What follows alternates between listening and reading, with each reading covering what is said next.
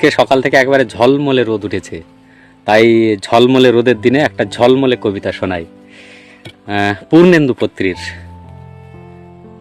আমার সেই গল্পটা এখনো শেষ হয়নি, শোনো।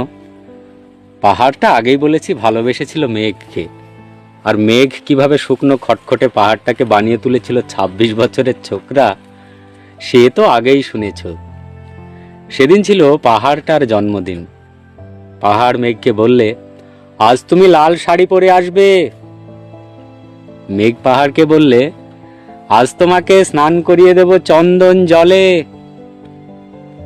ভালোবাসলে নারীরা হয়ে যায় নরম নদী, আর পুরুষেরা জ্বলন্ত কাঠ।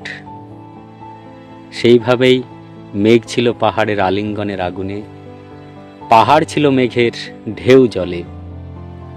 হঠাৎ আকাশ জুড়ে বেজে উঠল ঝড়ের জগঝম্প। ঝাঁকড়া চুল উড়িয়ে ছিনতাইয়ের ভঙ্গিতে উড়ে এলো এক ঝাঁক হাওয়া। মেঘের আঁচলে টান মেরে বলল, ওঠ ছুরি, তোর বিয়ে। গল্পটা এখনো শেষ হয়নি। বজ্রের সঙ্গে মেঘের বিয়েটা হয়ে গেল ঠিকই, কিন্তু পাহাড়কে সে কোনো দিনই ভুলতে পারল না। বিশ্বাস না হয়তো চিরে দেখতে পারো পাহাড়টার হাড় পাঁজর, সেখানে থই থই করছে শত ঝর্ণার জল।